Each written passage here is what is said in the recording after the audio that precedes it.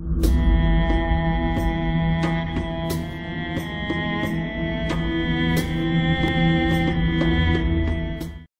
الله الرحمن الرحيم والصلاة والسلام على سيدنا محمد أشرف المخلوقين وعلى آله وصحبه وسلم تسليما أما بعد.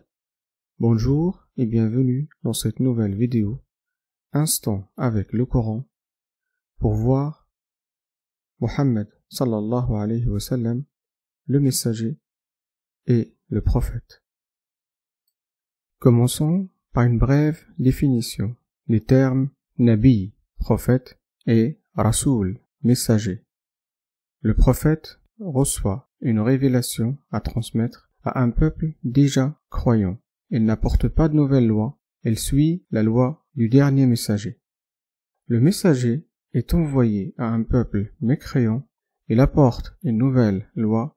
Tout messager est prophète, mais pas le contraire. Prenons le cas de Muhammad sallallahu alayhi wa sallam dans le Coran. Tout au long de cette section, je citerai un ou plusieurs exemples de versets coraniques. Je vous invite à mettre en pause pour avoir le temps de les lire. Le rôle premier et essentiel de Muhammad sallallahu alayhi wa sallam, le messager, vis-à-vis de la révélation et de la transmettre.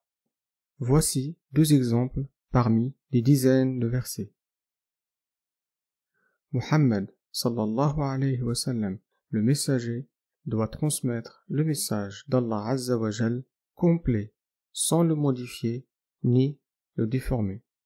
Voici deux exemples de versets. Donc, Muhammad sallallahu alayhi wa sallam, le messager, n'est pas un associé avec Allah Azza wa Jal dans la législation, il ne fait que transmettre le message.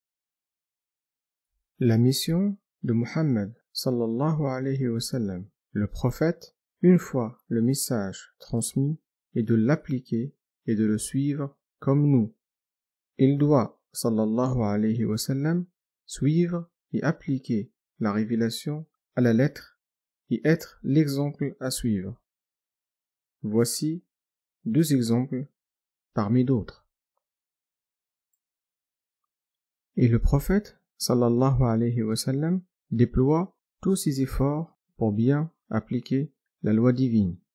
Mais, lors de ses efforts de réflexion et d'interprétation, ça lui arrive, sallallahu alayhi wa sallam, de se tromper.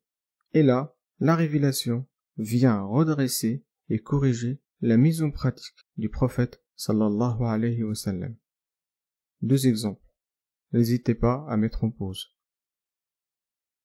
Donc, Muhammad sallallahu alayhi wa sallam, le prophète, est ordonné d'appliquer la révélation et là, sallallahu alayhi wa sallam, la légitimité d'interprétation du texte divin, mais à la moindre déviation, il est repris, sallallahu alayhi wa sallam. Je profite de cette occasion pour faire un clin d'œil à ceux qui prétendent que Muhammad sallallahu alayhi wa sallam a inventé le Coran. Astaghfirullah, pourquoi il se reprocherait des choses à lui-même. J'ouvre aussi une autre parenthèse. Muhammad sallallahu alayhi wa sallam est infaillible concernant la transmission du message, pas lors de l'application ou dans les sujets de la vie courante. Je détaillerai ce point dans d'autres vidéos. Avant de finir cette vidéo, je vous propose de faire une petite recherche dans le Mus'haf. Vous pouvez utiliser une application qui permet la recherche des mots, par exemple Coran en français ou n'importe autre application avec cette fonctionnalité. Cherchons par exemple le verbe obéissez. Parmi les 20 résultats, vous allez trouver que sur les 12 fois où le Coran nous ordonne d'obéir à Muhammad sallallahu alayhi wa sallam, c'est le terme messager qui est utilisé et jamais Muhammad sallallahu alayhi wa sallam, le prophète.